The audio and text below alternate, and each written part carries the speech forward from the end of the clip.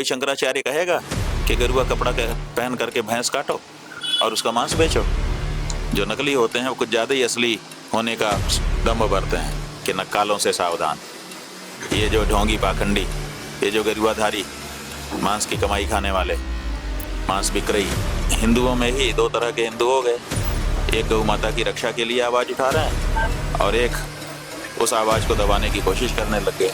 कम संख्या बल रहते हुए भी जो सत्य का पक्ष था वही विजयी। जो अहंकारी होता है वो पहला प्रहार करता है, लेकिन फिर भी उसकी चोटी जो धर्म का प्रतीक है उसको उठा करके उससे पटकता है। योगी आदित्यनाथ जी एक मुख्यमंत्री के रूप में भैंस के मांस का व्यापार कर रहे हैं, में गाय के मांस का पैसा रखा गया है, तो उस पैसे को कोई गेरुआधारी कैसे खा सकता है? ये तो खा ही रहे हैं। कोई गेरुआधारी मांस का व्यापारी कैसे हो सकता है और मांस के व्यापार से मिले पैसे से अपना जीवन कैसे चला सकता है? क्यों किसी भाजपा के नेता ने टेलीफोन नहीं किया? अगर भाजपा के नेता का टेलीफोन आता और हम बात ना करते तो बिल्कुल समाचार था, बिल्कुल प्रश्न था। और जो आपका बहुत मित्र बनता हो, आपका बड़ा रहनुमा बनता हो, बड़ा संरक्षक बनता हो, और वो ना आए और ना फोन करे तो आपको कैसा लगेगा बताओ? उनसे पूछिए कि आप लोग क्यों नहीं गए? क्या ब्रह्मचारियों के ऊपर मारना पीटना, सन्यासियों के ऊपर मारना पीटना आपको ठीक लगता है? क्या आप लोग मुगल हो? मुगलों को ठीक लगता होगा। हिंदुओं को डराते हैं और डरा करके वोट लेते हैं। अखिलेश ने गलत किया था तो आपने जो मारा आपने भी तो वही गलती की। पहले तो इनको पहचानो और इनके साथियों को पहचानो। मैं कुछ समय पहले पुरी के शंकराचार्य जी को सुन रहा था, तो वो कह रहे थे, 2018 का शायद उनका वीडियो था, कि दुनिया में शोधन की शुरुआत नेपाल से होगी। और अभी जो है नेपाल में जेनजी ने सरकारी मनमानी को पलटते हुए तख्ता पलट कर दिया। तो भारत में ऐसा कोई जेनजी आंदोलन होते हुए आप देख पा रहे हैं? बात यह है कि पुरी के शंकराचार्य जी महाराज ने जब सब कुछ बताया ही है तो हमको क्यों उसमें पूछ रहे हो? नहीं, जैसे अभी भारत में भी आपके माध्यम से ऐसा लग रहा है कि कोई नया आंदोलन खड़ा होने जा रहा है। बात यह है कि हम तो कोई भविष्य बोलते नहीं हैं। जो वर्तमान में हो रहा है वो आप देख ही रहे हैं। जो लोग भविष्य का आकलन वर्तमान की परिस्थितियों से करते हैं वही लोग इस बात को बता सकते हैं। अभी हम लोग सोशल मीडिया, जो कहना है वो यही है कि किसी को भी अन्याय और अत्याचार करने का अधिकार नहीं है और किसी को भी अन्याय और अत्याचार चुपचाप सहने का अधिकार नहीं है। अगर कोई अन्याय करता है वो भी गलत और कोई सह लेता है वो भी गलत। इसलिए अगर कोई अन्याय अत्याचार करे तो उसके विरुद्ध खड़े होकर के अपनी आवाज़ उठानी चाहिए। तो हम उठा रहे हैं अपनी आवाज़। ये कैसे हो सकता है कि कोई सनातन धर्म के जितने प्रतीक हैं उन प्रतीकों पर प्रहार करे और सनातन धर्म के लोग चुप रह जाएं? अगर चुप रह जाएंगे तो बार बार प्रहार होगा। इसलिए सनातनियों को अब चुप नहीं रहना चाहिए। जिन लोगों ने ये प्रहार किया है उन पे प्रबल प्रतिकार अपना प्रकट करना चाहिए। अभी हम सोशल मीडिया पे देखते हैं कि देश जो है दो धड़े में बटा हुआ है। असली हिंदू वर्सेस नकली हिंदू का डिबेट छिड़ा हुआ है। कई बार लोग, हम कुछ भी अगर सरकार विरोधी बात करते हैं, मोदी जी या योगी जी की आलोचना करते हैं, तो इसे हिंदुत्व के विरोध के रूप में ले लेते हैं। तो इसको आप कैसे लोगों को समझाएंगे? चूंकि आप हिंदुत्व के एक सर्वोच्च पद पर हैं, तो लोग हिंदुत्व को किस दृष्टि से देखें और कैसे समझें? ऐसा है कि जब घालमेल हो जाती है,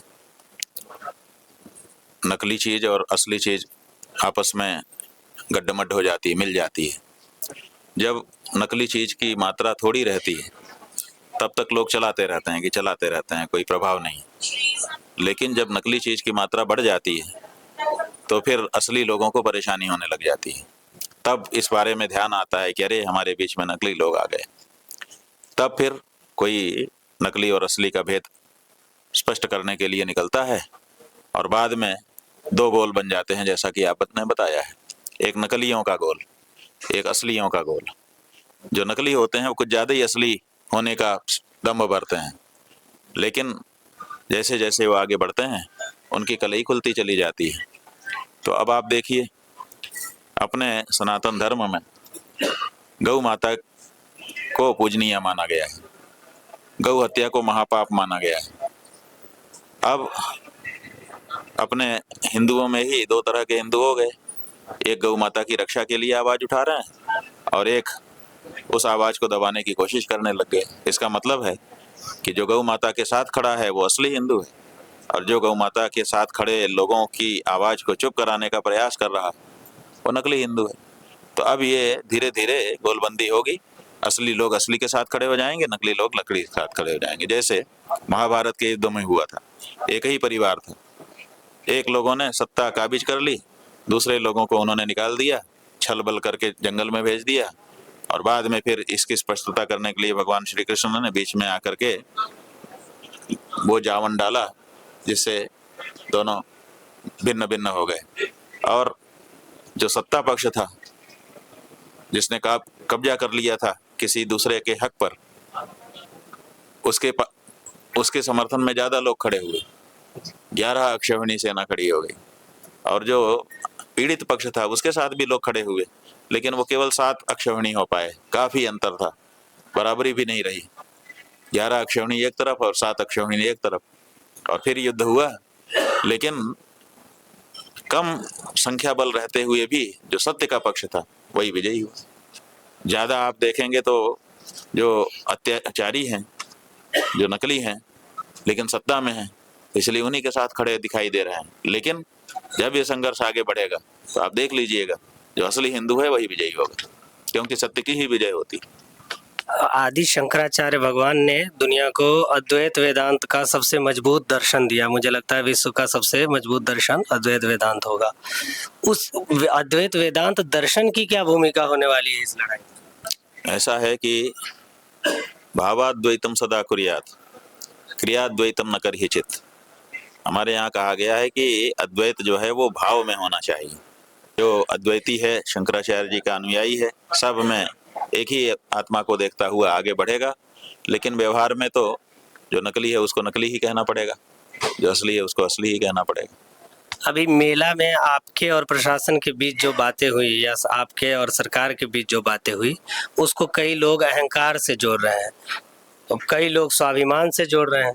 तो इसको कैसे डिफाइन कर पाएंगे हम लोग कि अहंकार और स्वाभिमान में कितना महीन रेखा होगा बीच? कुछ रेखा नहीं है, ये बहुत साफ है।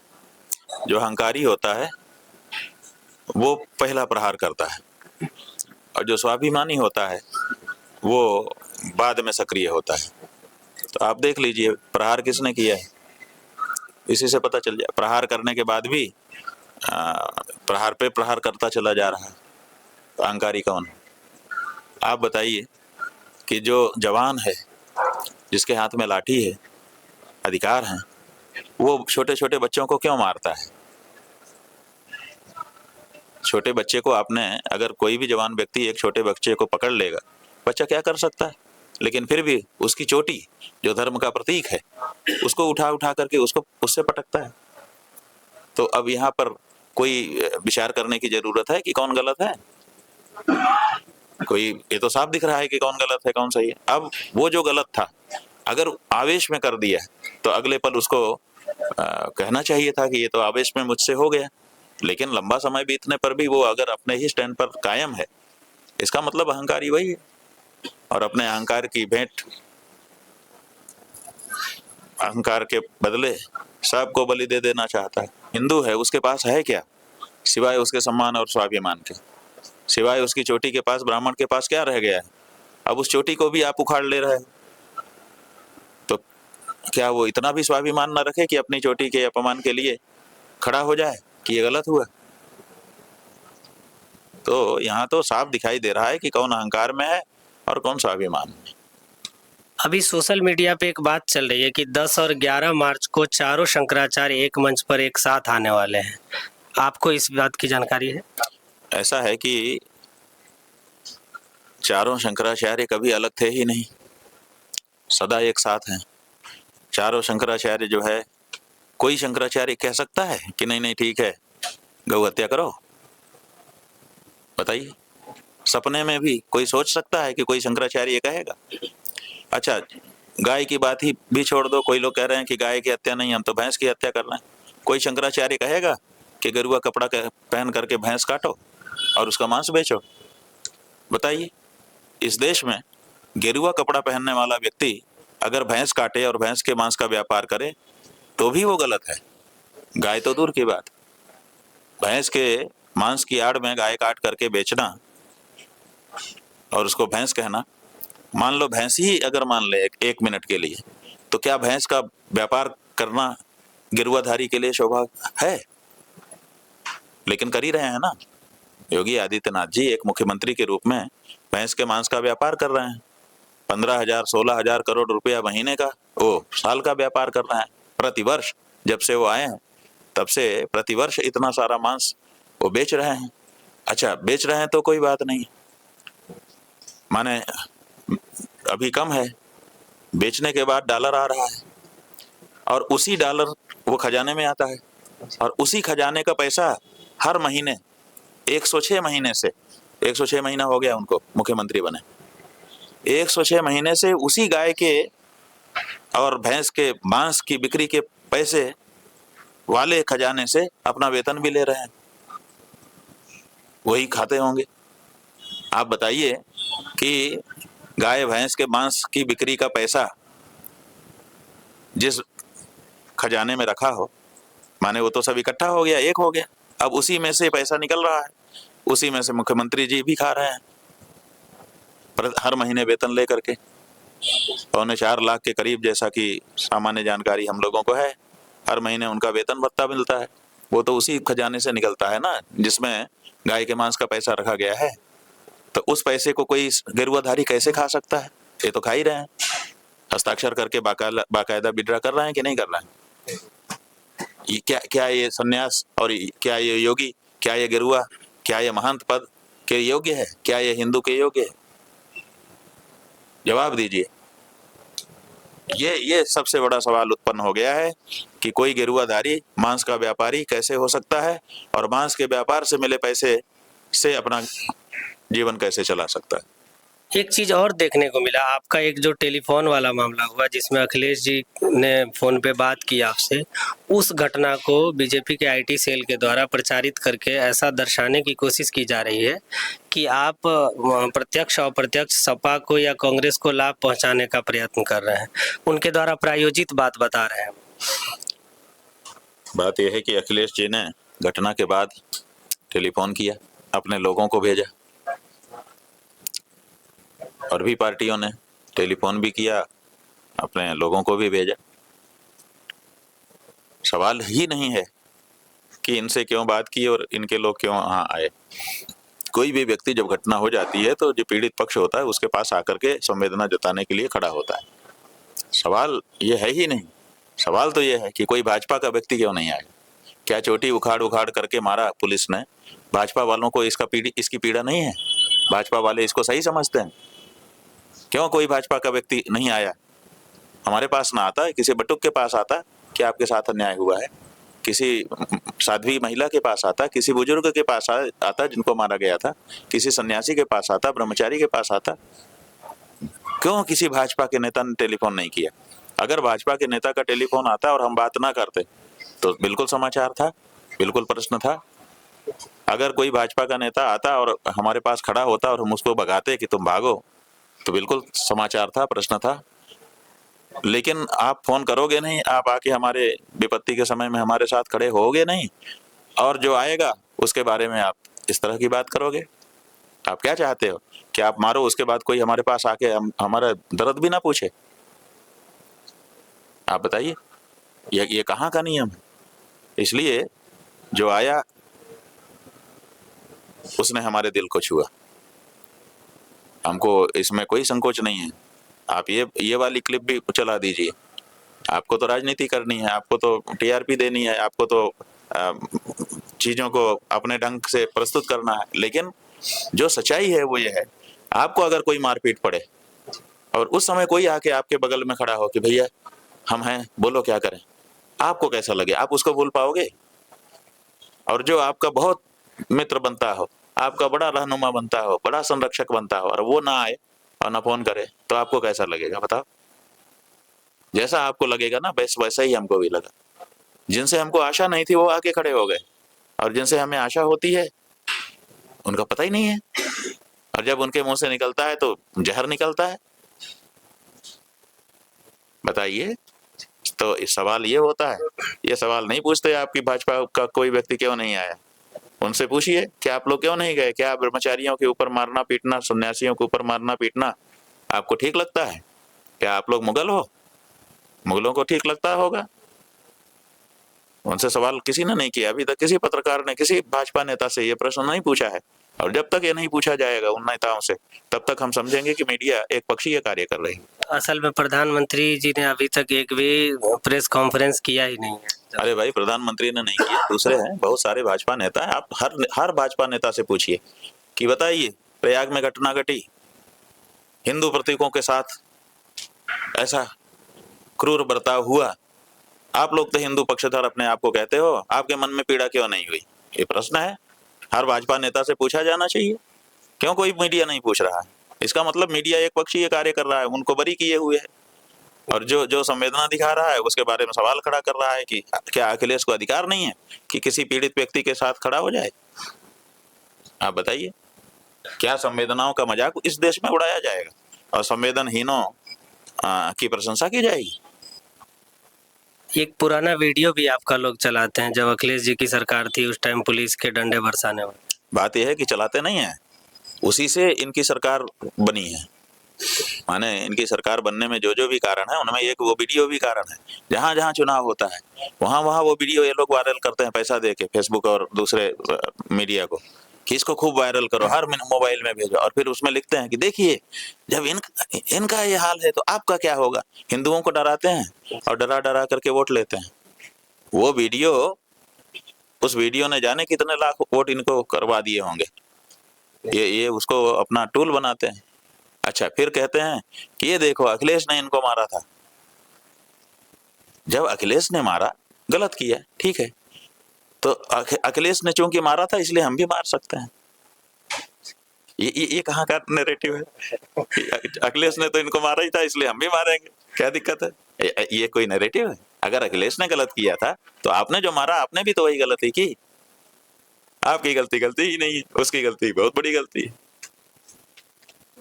अभी हम लोग पिछले कुछ सालों में देख रहे हैं प्रकृति का क्षरण बहुत ज्यादा हो रहा है, पहाड़ काटे जा रहे हैं, जंगल काटे जा रहे हैं। क्षरण अलग शब्द है, प्रकृति की हत्या हो रही है।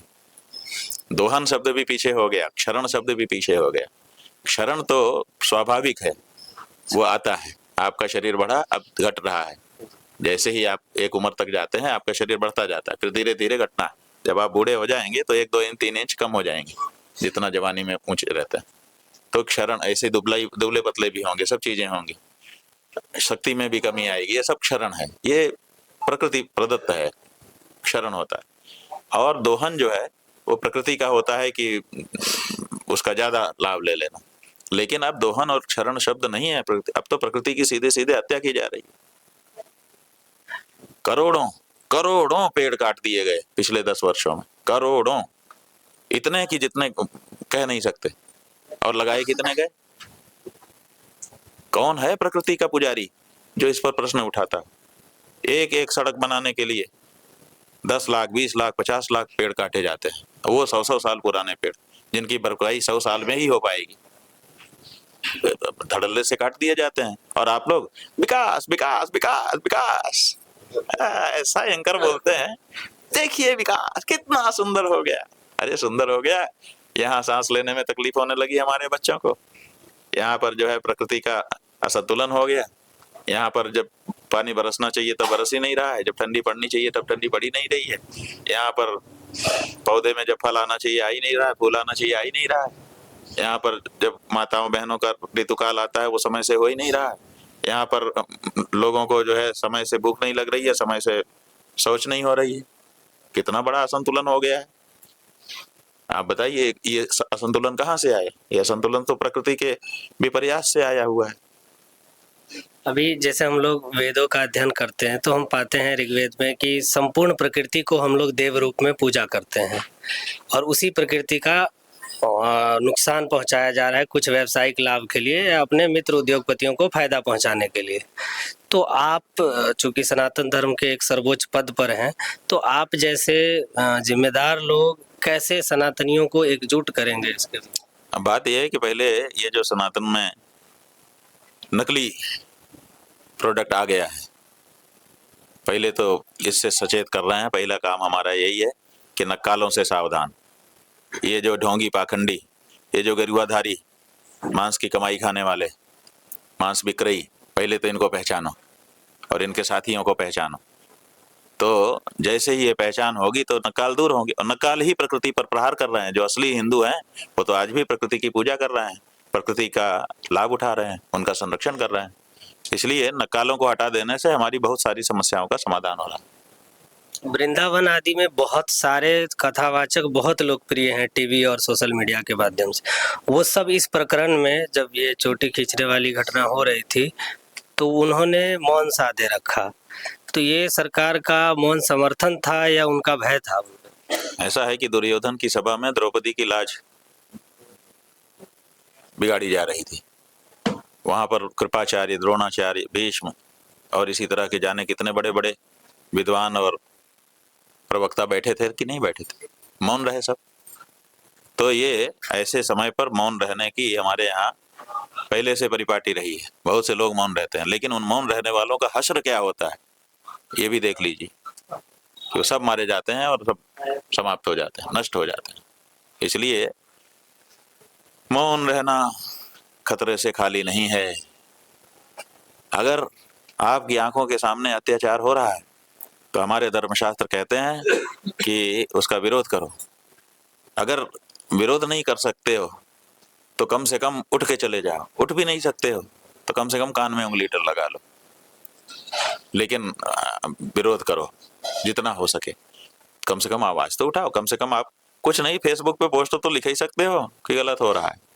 लेकिन अगर इतना लिखने के लिए भी आप तैयार नहीं हो, चुप रहते हो, तो आप अन्याय का साथ देने वाले उसके साथी, सहयोगी निरूपित हो जाते हो। मौनम स्वीकृति लक्षणम। तो इसलिए अन्याय के साथ मत रहिए। आप कह दीजिए कि मैं इस बात को विरोध करके समाप्त तो नहीं कर पा रहा हूं, लेकिन मैं इससे असहमति व्यक्त करता हूं, मैं सहमत नहीं। इतना भी काफी है। बहुत लोग जो इस धार्मिक परंपरा को नहीं समझते हैं वो ये डिफाइन नहीं कर पाते हैं कि इस परंपरा ने भारत की समृद्धि में या भारत विकसित होने में या भारत की इस व्यवस्था तक पहुंचने में शिक्षा के स्तर पर, ज्ञान के स्तर पर, विज्ञान के स्तर पर, व्यवसाय के स्तर पर क्या योगदान दिया है। इस बात से बहुत बड़ा वर्ग अनभिज्ञ है और उनको लगता है कि ये चार अनुपयोगी लोग हैं जो एक बहुत बड़े कुर्सी पे बैठते हैं। तो उनके लिए क्या समझा? ऐसा है कि आप एक पंक्ति है, कहने वाले पे मत जाइए। पूरे देश में ये पंक्ति गाई जाती है। सदियों रहा है दुश्मन, दौरे जहां हमारा, कुछ बात है कि हस्ती मिटती नहीं हमारी। आपको याद है ना? आप सबने सुना है, पूरा देश सुना है। तो सदियों 1000 साल तक हम गुलाम रहे। हमारे विरोधी लोग ही हमारे ऊपर शासक बन के रहे। पूरे विश्व में कहीं इतिहास नहीं है कि 1000 साल की गुलामी में भी कोई संस्कृति नष्ट न हुई हो। 100-200 साल में लोग नष्ट हो जाते हैं। यहाँ तो 1000 साल हम लगातार गुलाम रहे और उसके बाद भी हम जहाँ के तहाँ लगभग बने हुए हैं। आज भी बहुमत में भारत में हैं। कुछ बात है, वो कौन सी बात है? तो आपको हम एक शब्द में बताना चाहेंगे कि वो बात आपके 4 शंकराचार्य गुरु हैं। उनका जो नेतृत्व रहा आपके सनातन धर्म को, उनके कारण आज भी जैसे के तैसे आप बने हुए हो। यही उनका योगदान है कि 1000 साल की गुलामी के बाद भी अगर आप सनातनी हो, हिंदू हो, तो वो आपके शंकराचार्यों की देन है। और इसके बारे में विस्तार से समझना हो तो 2 घंटे का समय लेके आओ, एक एक घटना हम बताएं। मैं आना चाहूँगा फिर से। और यहाँ पे मैं देख रहा हूँ कि बहुत सारे बटुक ब्राह्मण हैं जो शिक्षा के लिए यहाँ रहते हैं। इसके बाहर जो हमारा आम जनमानस है उसको वेदांत की शिक्षा से जोड़ने के लिए, उनको और आध्यात्मिक चेतना जागृत करने के लिए उनका क्या प्रयास किया जा रहा है आप लोगों के पेट से? ऐसा है कि हम लोग ऐसा कोई प्रयास जनता में नहीं चला रहे हैं। हम तो अभी बीज का संरक्षण कर रहे हैं। बीज का संरक्षण का मतलब है कि अभी हमारे विरुद्ध वातावरण है। विरुद्ध वातावरण में हम अगर कोई बात लेके जाते भी हैं तो जनता उसको स्वीकार करने की दशा में नहीं है। जैसे अभी देखिए, हम लोग कह रहे हैं अपनी बात, नीति युक्त कह रहे हैं, धर्म युक्त कह रहे हैं, हर तरह से सही कह रहे हैं, लेकिन फिर भी बहुत से लोग समझ ही नहीं पा रहे हैं। गाय मांस का व्यापार कर रहा है भैंस मांस का व्यापार कर रहा है, गेरुआ पहन के बैठा है, उसी को संत मान रहे हैं। वो कह रहे हैं यही हमारे शंकराचार्य, हाँ, उन्हीं को अच्छा मानने के लिए तैयार। इसका मतलब अभी समझ ही, अभी वो वातावरण ही नहीं। तो हम क्या कर रहे हैं कि अभी बीज का संरक्षण कर रहे हैं कि हमारा बीज संरक्षित रहे। जब हमारा वातावरण आएगा तो उस बीज को हम यूं छींट देंगे, तुरंत लहलहा जाएगी खेती। तो इसलिए अभी बीज संरक्षण के रूप में ही हम कार्य कर रहे हैं। जनता में अभी विपरीत वातावरण होने के कारण सीधे नहीं जा रहे हैं, क्योंकि जाएंगे भी तो जनता अभी उस चीज को समझने के लिए तैयार नहीं है, क्योंकि जो विदेश की संस्कृति है वो बड़ी तेजी से अलग अलग माध्यमों से, विशेष करके संचार माध्यमों से हमारे बच्चों के सामने परोसी जा रही है, और वो उसकी चमक में, दमक में आकर्षित है। वो अभी उनकी आंखें चौंधियाई हुई हैं, ठीक ठीक से देख ही नहीं पा रहे हैं। इसलिए थोड़ा सा समय की प्रतीक्षा करके, अब जो लोग शुरुआत में आकर्षित हो गए थे विदेशी संस्कृति की ओर से अपने भारत में, अब उन्होंने उस विदेशी संस्कृति की सच्चाई को जान ली। अब वो कह रहे हैं कि अरे हम तो बर्बाद हो गए, जीवन बर्बाद हो गया, कहाँ हम इस फेर में पड़ गए। लेकिन वो शुरू में कम थे, अब जो बाद में बल्क में लोग गए उस तरफ, अब उनका थोड़ा ही दिन है, शायद 10 वर्ष।